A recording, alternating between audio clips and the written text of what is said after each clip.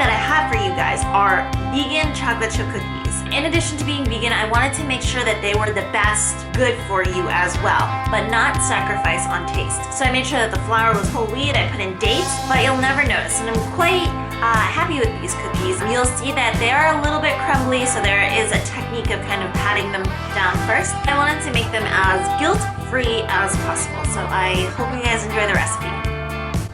Okay, so I started off with a half a cup of coconut oil, and you might want to have a little bit more around later just to adjust for texture. And then I went in with my sugar mixture. So this is actually a quarter cup of brown sugar, a quarter cup of stevia, and then a half a cup of dates. Next, I went in with about a tablespoon of vanilla, which is really nice because it covers the flavor of the wheat the wheat flour in case you don't like it. I went in with a quarter cup of coconut milk, but you might want to save again a little bit more later for adjusting the texture. So the reason I'm doing it in a food processor is to really chop up those dates, and because it has a tendency to go all over, you have to remember to scrape down with a spatula and then just blend all of this until it is really smooth and nice and mixed together. Next, I am going to put in a total of 2 cups of whole wheat flour. If you don't like the taste of whole wheat, sometimes I know it's a little bit strong, you can go for half whole wheat and then half all-purpose.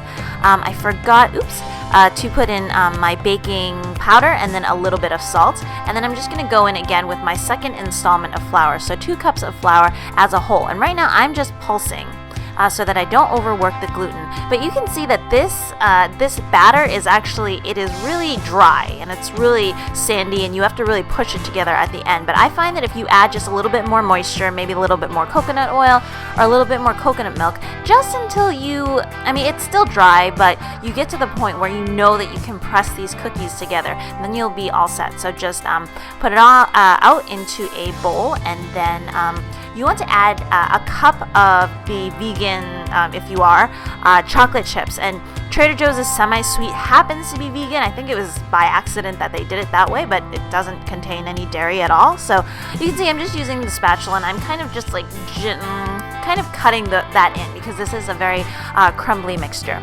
I'm taking my cookie scoop, which I think is about 2 or 3 tablespoon cookie scoop, and I'm really packing it in because this is so crumbly. You really, really need to pack it in. And I think that there's probably something wrong with my cookie scooper because that scraper part only kind of scrapes partially and halfway, so I was having some trouble with the dough sticking to it, but there was actually no real problems with it. So you can see that again, it comes out crumbly, but use your hands afterwards to kind of push everything together, and then just to make sure that it forms like a nice cookie shape. So you can see that they are all done right now, and they kind of look like the real deal actually. So before you put them into your 350 degree preheated oven, you want to take your hand and then just gently smush everything down into the cookie shape. These cookies are a lot like peanut butter cookies where they don't spread a lot, and the end shape of whatever you end up putting it in the oven into is about the shape that it's going to be. And if I were to do this once again, I would push these together a little bit more, or add just a little bit more of the coconut milk so that it's less crumbly. But actually they came out really good as well. You can see they're just a little bit crumbly, but they have that nice light kind of golden brown color, and it would seem like it wouldn't hold together, but it actually does. You guys just have to let it cool first. So I have a side of coconut milk to the side, and note that it's coconut milk that's not in a can. So this stuff is like the ones that you drink for like a milk substitute. It's a little bit lighter that way. And yeah, there you guys go, my guilt-free vegan chocolate chip cookies. I hope you guys do try to make these at home. I know that they're a healthy recipe, but they're still really, really good as well. If you guys happen to like recipes like this, please hit thumbs up and subscribe. And yeah, until next time, I will see you guys again later. Bye.